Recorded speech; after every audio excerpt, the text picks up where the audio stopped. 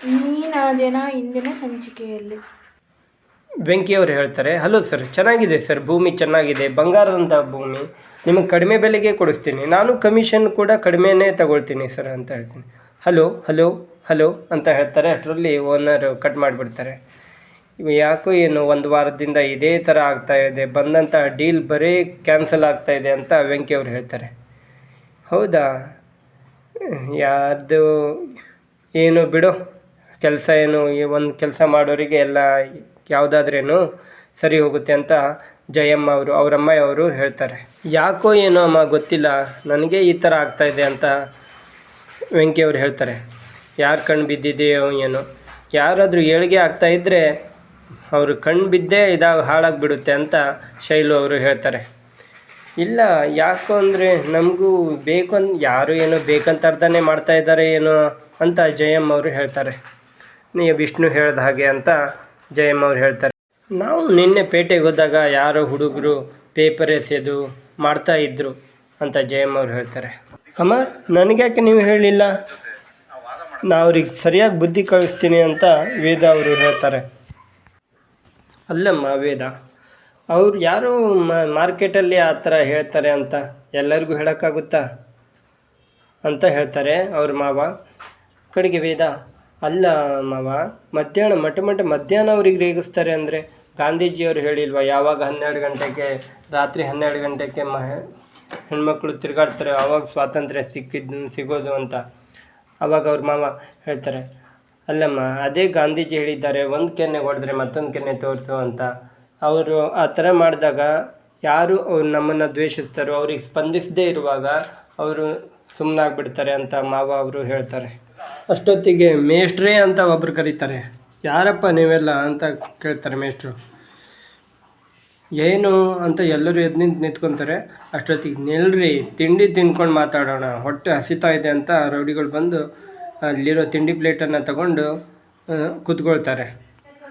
ಯಾಕ್ರಪ್ಪ, ಹಸುವಾಗಿದೆ ಅಂದರೆ ನಾವೇನು ಊಟ ಹಾಕೋದಿಲ್ಲ ಏನಪ್ಪ ಅಂತ ಜಗನ್ನಾಥ್ ಅವರು ಕೇಳ್ತಾರೆ. ಹಾಗೆ ಏಕಾಏಕಿ ಮನೆ ನುಗ್ಗಿದ್ರೆ ಹೆಂಗಪ್ಪ ಅಂತ ಹೇಳ್ತಾರೆ.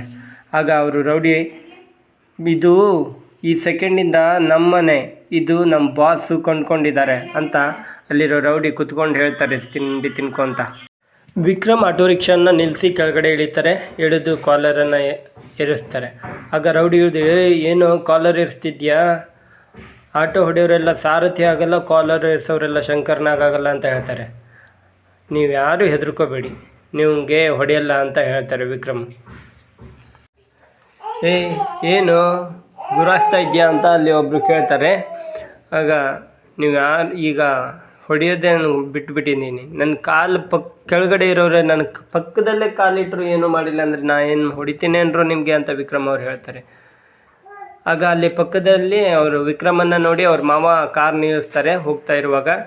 ಅವಾಗ ವಿಕ್ರಮ್ ಅವರು ಸುಮ್ಮನಾಗ್ಬಿಡ್ತಾರೆ, ಸುಮ್ಮನೆ ನಿಂತಿರ್ತಾರೆ. ಏನು ಹೊಡೆಯೋಕ್ಕೆ ಬಂದಿದ್ಯಾ, ಕೈ ಹಾಕಿ ಸೈಲೆಂಟ್ ಆಗಿಬಿಟ್ಟಿಯಾ ಅಂತ ಹೇಳ್ತಾರೆ ಅವರು. ವಿಕ್ರಮ್ ಅವ್ರ ಮಾವ ನಡ್ಕೊಂಡು ಬರ್ತಾರೆ ಅವ್ರ ಹತ್ರ. ಈ ಕಡೆ ಇಲ್ಲಿ ಮನೆಯನ್ನು ಮಾರಿಬಿಟ್ಟಿರ್ತಾರೆ ಮೇಷ್ಟ್ರು. ಸ್ಟೂಡೆಂಟ್ ಅವರು ವಾಸುದೇವ ಅನ್ನೋರು ಮಾರೋದಕ್ಕೆ ಇಷ್ಟ ಇರಲ್ಲ, ಆದರೆ ಇವರು ಕೋಟೆಯವ್ರು ಹೆದರ್ಸ್ತಾರೆ ನಮಗೆ ಕೊಡುವಂಥ ಅದು ಪ್ರಾಪರ್ಟಿನ. ಯಾಕಂದರೆ ವಿಕ್ರಮ್ ಅವ್ರನ್ನ ರೌಡಿ ಮಾಡೋದಕ್ಕೆ ಕೋಟೆಯವರು ಹಾಕ್ತಾಯಿರೋ ಸಂಚು ಇದು. ಅವರು ಸ್ಟೂಡೆಂಟ್ ಅವರು ವಸುದೇವ್ ಅವರು, ಇಲ್ಲ ಸರ್ ನಾ ಕೊಡಲ್ಲ, ಅವರಿಗೆ ನಾ ಫ್ರೀಯಾಗಿ ಕೊಟ್ಬಿಡಬೇಕು ಅಂದ್ಕೊಂಡಿದ್ದೀನಿ, ಅದಕ್ಕೋಸ್ಕರ ಅದು ತುಂಬ ಕಡಿಮೆ ಬೆಲೆಗೆ ಬಾಡಿಗೆಯನ್ನು ಕೊಟ್ಟಿರೋದು ಅಂತ ವಸುದೇವ ಅಂದರೆ ಮೇಷ್ಟ್ರು ಸ್ಟೂಡೆಂಟ್ ಅವರು ಹೇಳ್ತಾರೆ. ಆಗ ಕೋಟೆ ಕತ್ತಿ ತೊಗೊತಾರೆ. ನಿನ್ನೆ ನೋಡಿದ ಕತ್ತಿ ಇವತ್ತು ಯಾಕೋ ಮಂಡಾಗಿದೆಯಲ್ಲ, ಅದನ್ನ ತಟ್ಟಿಸು ಅಂತ ಹೇಳ್ತಾರೆ. ತಟ್ಟಿಸೋದೆಲ್ಲ ಬೇಡಣ, ಸರಿ. ವಿಕ್ರಮ್ಗೆ ಸಿಟ್ಟು ತರಿಸೋಕೆ ಅಲ್ಲಿ ಇನ್ನೊಬ್ಬ ರೌಡಿಸಮ್ ಬಿಟ್ಟೇ ಸರಿ, ಗಂಡಸ್ತನ್ನು ಬಿಟ್ಟಿಯಲ್ವೋ ಅಂತ ಹೇಳ್ತಾನೆ. ಆಗ ಅವ್ರ ಮಾವ ಅಲ್ಲಿಗೆ ಬರ್ತಾರೆ. ವಿಕ್ರಮ್ ಹತ್ರ ಬಂದು 5 ನಿಮಿಷಪ್ಪ ಅಂತ ಹೇಳಿ ಇವನ್ನ ಕರ್ಕೊಂಡು ಹೋಗ್ತಾರೆ. ಪಕ್ಕದಲ್ಲಿ ಕರ್ಕೊಂಡು ಬಂದು ಅವರು, ಇಲ್ಲೇ ಹೋಗ್ತಾ ಇದ್ದೆ, ನಿಮ್ಮನ್ನು ನೋಡಿದೆ, ಅದಕ್ಕೆ ಮಾತಾಡ್ಸ್ಕೊಂಡು ಹೋಗೋಣ ಅಂತ ಬಂದೆ ಅಂತ ಹೇಳ್ತಾರೆ. ಸರ್ ಎಳ್ನೀರು ತೊಗೊಂಡು ಬರ್ತೀನಿ ಅಂತ ವಿಕ್ರಮ್ ಹೇಳ್ತಾರೆ. ಬೇಡ ಆಡಿ ಅಂದರೆ ಅಂತ ಹೇಳ್ತಾರೆ.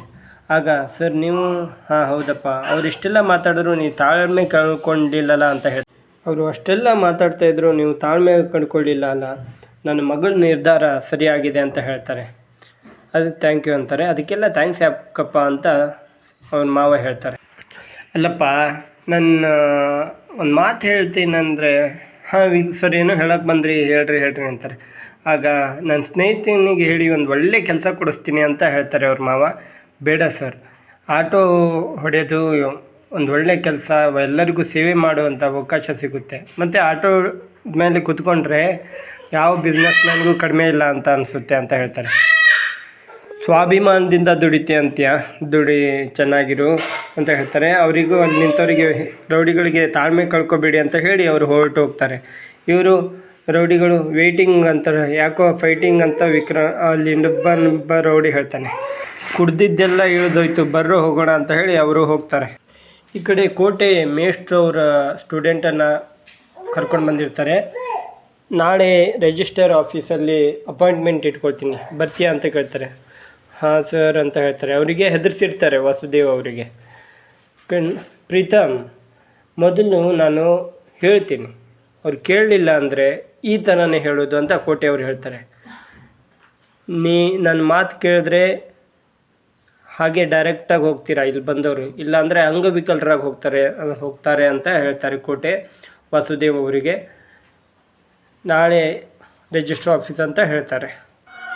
ಈ ಕಡೆ ವಿಕ್ರಮ್ ಅವ್ರ ಮನೆಯಲ್ಲಿ ರೌಡಿಗಳು ಈಗಲೇ ಆಚೆಗೆ ಹೋಗಿ ಅಂತ ಹೇಳ್ತಾರೆ. ಅಲ್ರಪ್ಪ, ಹೇಳ್ದೆ ಕೇಳದೆ ಹಾಗೆ ಮಾಡ್ತೀರಾ, ಬಂದುಬಿಟ್ರೆ ಹೇಗಪ್ಪ ಅಂತ ಹೇಳ್ತಾರೆ. ಏನೋ ನಿಂಗೆ ಹೇಳ್ದೆ ಕೇಳದೆ ಮಾಡೋದಕ್ಕೆ ನೀನು ದೊಡ್ಡ ಡಾನ ಅಂತ ರೌಡಿಗಳು ಹೇಳ್ತಾರೆ. ಅಲ್ಲಿ ವೇದ ಏನೋ ಒಂದು ಮಾತು ಹೇಳಿದೆ ಹಾಗೆ ಬರೋದು ಏಯ್ ಅಂತ ಹೇಳ್ತಾಳೆ. ಆಗ ಮಾವ ಸುಮ್ಮನಿರಮ್ಮ ಅಂತ ಸನ್ನೆ ಮಾಡ್ತಾರೆ. ಆಗ ಸುಮ್ಮನೆ ಹೊಡಿತಾರೆ. ಈಗ ಸರ್ ಈ ಥರ ಹೇಗೆ ಸರ್ ಮಾಡೋಕ್ಕೆ ಸಾಧ್ಯ? ಮನೆ ಓನರಿಗೆ ಫೋನ್ ಹಚ್ಚಿದಾಗ ಈ ಮೇಷ್ಟ್ರು, ಇಲ್ಲ ಸರ್ ಅನಿವಾರ್ಯವಾಗಿ ನಾನು ಅದನ್ನು ಮಾರಿಬಿಟ್ಟಿದ್ದೀನಿ, ಈಗ ನಂದಲ್ಲ ಸರ್ ಅಂತ ಹೇಳಿ ಫೋನ್ ಕಟ್ ಮಾಡ್ತಾರೆ. ಆಗ ಅಯ್ಯೋ ಯಾಕಪ್ಪ ನೀರು ಬಂದು ಹೇಳಲಿಲ್ಲ, ಇಲ್ಲಿ ರೌಡಿಗಳು ಬಂದು ಅಂತ ಹೇಳ್ತಾರೆ. ಅಷ್ಟೊತ್ತಿಗೆ ಕೋಟೆಯವರು ಅವರಿಗೆ ಕಟ್ ಮಾಡುವಂಥ ಸಿಗ್ನಲ್ ಕೊಡ್ತಾರೆ. ಅವರು ಕಟ್ ಮಾಡ್ತಾರೆ. ಆಗ ಏನರು ನೋಡ್ತಾ ಇದ್ದೀರಾ, ಮನೆಯಲ್ಲಿರೋದು ಸಾಮಾನೆಲ್ಲ ತೆಗೆದು ಹೊರಗಡೆ ಬೀಸಾಕ್ರು ಅಂತ ಹೇಳ್ತಾರೆ. ಒಬ್ಬೊಬ್ಬರೇ ಹೋಗಿ ಸಾಮಾನನ್ನು ತೆಗೆದುಕೊಂಡು ಬಂದು ಹೊರಗಡೆ ಬೀಸಾಕ್ತಾ ಇರ್ತಾರೆ. ಎಲ್ಲರೂ ಹೊರಗಡೆ ಸಾಮಾನು ಒಂದೊಂದಾಗೆ ಬೀಸಾಕ್ತಾ ಹೋಗ್ತಾರೆ. ಆಗ ವೇದ ಒಬ್ಬರನ್ನು ತಡೆದಿಡ್ದು ಕೈ ಹಿಡಿತಾರೆ. ಆಗ ಅವನ ಕೈ ಸ್ವಲ್ಪ ಕೊಸರಾಡ್ತಾನೆ, ಹಿಂಗೆ ದೂಕ್ದಂಗೆ ಮಾಡ್ತಾನೆ. ಆಗ ಅವನ ತೋಳನ್ನು ಈ ಕಡೆ ಸರಿಸಿ ಕೆನ್ನೆಗೆ ಹಪ್ ಅಂತ ಹೊಡಿತಾರೆ. ಅಲ್ಲಿದ್ದವರೆಲ್ಲ ಶಾಕಲ್ಲಿ ನೋಡ್ತಾರೆ. ಆಗ ಅವ್ರ ಮಾವ, ವೇದ ಹಂಗೆ ಮಾಡಬೇಡ್ದಮ್ಮ, ವಿಕ್ರಮ್ನು ಅದೇ ಥರ ಮಾಡ್ತಿದ್ದ, ಅವನ ದಾರಿನೇ ಹಿಡಿಬಾರ್ದು ನಾವು, ನೀವು ಒಂದು ನಿಮಿಷ ಇರು, ನಾನು ವಾಸುದೇವ್ ಹತ್ರ ಇನ್ನೊಂದು ಸರಿ ಕಾಲ್ ಮಾಡಿಕೊಂಡು ಕೇಳ್ಕೊಂಡು ಬರ್ತೀನಿ ಅಂತ ಅವ್ರು ಹೋಗ್ತಾರೆ. ಆಗ ವೆಂಕಿನೂ ಅವ್ರನ್ನ ಸಾಮಾನ ಹೊರಗೆ ಬಿಸಾಕೋದನ್ನು ತಡೆಯೋಕೆ ಹೋಗ್ತಾರೆ. ವೆಂಕಿಗೂ ಅವರು ರೌಡಿಗಳು ದೂಕ್ ಹಾಕಿ ಅವನಿಗೂ ಕೆನ್ನೆಗೆ ಹೊಡೆದು ದೂಕ್ ಹಾಕ್ತಾರೆ. ಆಗ ವೆಂಕಿ ಹೋಗಿ ಹೊರಗಡೆ ಆ ಕಡೆ ಸೈಡಿಗೆ ನಿಂತ್ಕೊತಾರೆ. ವಸು ಅವರು ವೇದಾಗ ಹೇಳ್ತಾರೆ, ವಿಕ್ರಮಿಗೊಂದು ಫೋನ್ ಮಾಡಮ್ಮ ಅವ್ರು ಬರಲಿ ಅಂತ. ಆಗ ವೇದ, ಇಲ್ಲ ನಾನು ಫೋನ್ ಮಾಡಲ್ಲ, ಗುಂಡಂಗೆ ಅವ್ರು ಬಂದರೆ ಹೊಡೆದಾಟ ಆಗುತ್ತೆ ಅಂತ ಹೇಳ್ತಾರೆ. ಇಲ್ಲಿಗೆ ಈ ಸಂಚಿಕೆ ಮುಗಿಯುತ್ತೆ. ನಾಳಿನ ಸಂಚಿಕೆಯಲ್ಲಿ ಹೊಡೆದಾಟ ಆಗ್ತಾ ಇರುತ್ತೆ. ವಿಕ್ರಮ್ ಹೊಡಿತಾ ಇರ್ತಾನೆ. ದೇವ್ರ ಗುಡಿಯಲ್ಲಿ ದೇವರಿಗೆ ಹೊರಗಡೆ ಹಾಕ್ತೀರಾ ಅಂತ ಹೇಳ್ತಾನೆ. ಇದು ಮುಂದಿನ ಸಂಚಿಕೆ.